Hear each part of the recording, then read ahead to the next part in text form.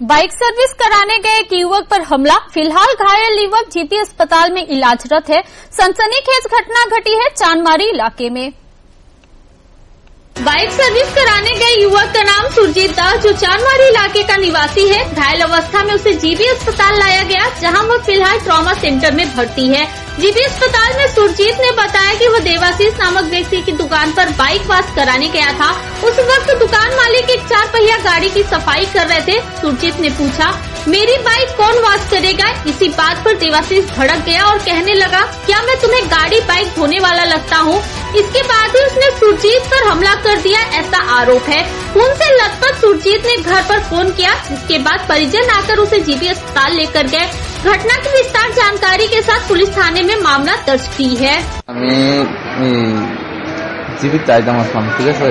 জীবিত আওয়ার পরে গেরিটা খাইলে দেখছি একটা গাড়ি দিতেছে, পরে রাস্তার ওই পাশে জিনিস বাইকটা দোকান যাবো দোকান যাবো। তো আমি বাইকটা ঢুকাইছি গ্যারেজের স্ট্যান্ড দিয়ে আছে। আমি গ্যারেজের একটা চেয়ার আছে, চেয়ারের ভিতরে বয়ে দিছি।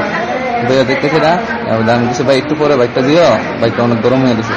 হ্যাঁ, দেখো আচ্ছা ঠিক আছে, তো হয়ে গেছে তো গাড়িটা দিয়ে ঠিক আছে, দিয়ে আরামসে, কোনো অসুবিধা। গাড়িটা দিয়ে গেছে পরে আমার সাইকেলটা এসে বাইকটা এসে দিতে এসে আমি দিয়েছি। ছোট ছোট বাচ্চা পোলাপেন আসলো 2 জন। আমি বলছি বাইকটা হেরা দিয়েছি, তুই দিবি না হেরা দিব?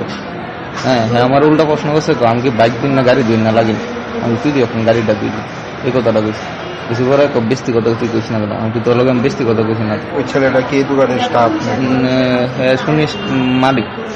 হ্যাঁ, মোটামুটি করে হ্যাঁ দেয়া আমার হ্যাঁ এই কথা জিঙাইছি সেটা হ্যাঁ আমার কিতা অবস্থা, তুই বেশি অনেকক্ষণ ধরে ফেরফেরি কথা বল। আমি তোর লগে তো জাস্ট দূরে জিঙাইছি আমি, এই বাইকটা তুই দিবি না হেরা দিবি, দূরে গেছি। হ্যাঁ, হ্যাঁ আমার বুকে একটা ধাক্কা দিছে, আমিও হালকা করে একটা ধাক্কা দিছি।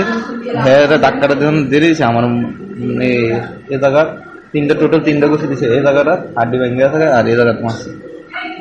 मुझे कॉल कर रखा बड़ो भाई रखूँ कुछ बोला है हमारे डायरेक्ट को। घायल सुरजीत दास ने आरोपी को सख्त सजा देने की मांग की है। अब देखना होगा कि पुलिस इस मामले में क्या कदम उठाती है। Bureau report, fact finder.